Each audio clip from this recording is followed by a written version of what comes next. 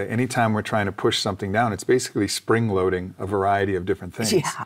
And so you look at it, and what has been suppressed in men? Well, men's femininity has been suppressed. Don't you cry. What do you, dry those tears. Right. Suck it up, bucko. Right. You know, like, get back in there. This kind of like, you got to be hard, you got to be strong.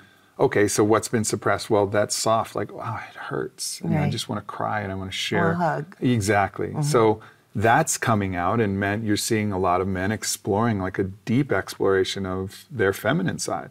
And on the female side, what's been repressed? Well, that go get 'em, that masculine, like, I'm gonna go get the best job, do the best thing, I'm gonna do everything that I can to just conquer out in this world.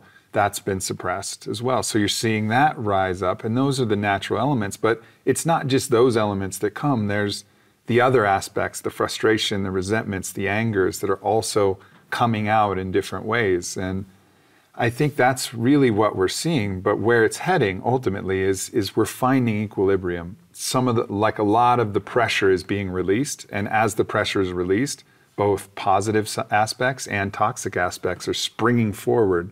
But I think that's the necessary reaction to go back and find the balance as we take the lid off of everything, take all the spring loading off. And what I think ultimately we're going to find is real freedom.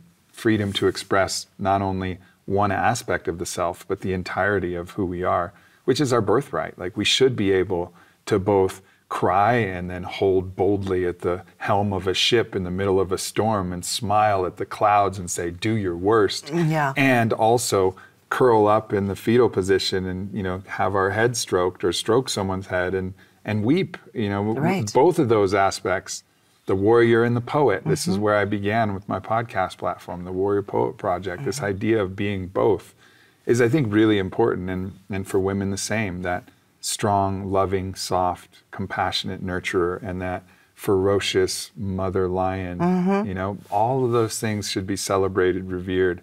What needs to be made aware of is the repressed, still repressed aspects, those shadow aspects of the anger, what we call the toxicity, those things we're not aware of, those dark impulses.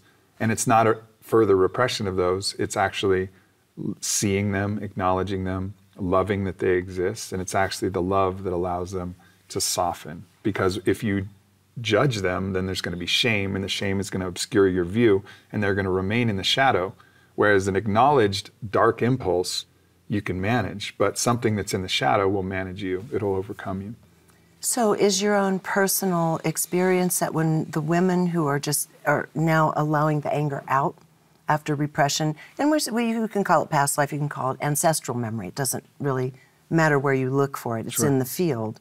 Is your experience that once the women feel they have permission, you know, because that's a big one with women, to be their worst, give you their worst, and you're still standing there, does that seem, in your observation, to have freed something in them? Absolutely, and I have a very personal experience with this with my wife, Ilana. She is the kindest, sweetest, most loving woman I've ever known. I mean, it's really incredible, but she has a dark Kali goddess aspect, and it is absolutely impressive, I have to say. I mean, I've never been with someone who can, when we would get in these type of conflicts over nothing, really, she would find a way to put me in a box where I couldn't say anything because everything would turn right back around on me, and then the box would get smaller and smaller and smaller until I was just floundering with nothing to say, and then it was over, and I was like, I just got dominated, you know. And so we had one of these experiences, and, you know, we took some space and went our separate ways, and she came back and expecting, you know, she felt really guilty about this because she's aware of that pattern, her ability to go to that level. And she goes, that was awful. And I go, no, it wasn't. That was awesome.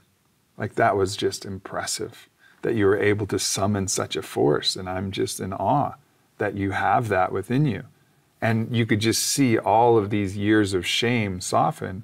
And since that moment, she's really owned and kind of loved and embodied that that's within her. And it hasn't had any need to come out. Not a single other time since. It was the love and reverence for that allowed it to actually move through and integrate fully into her.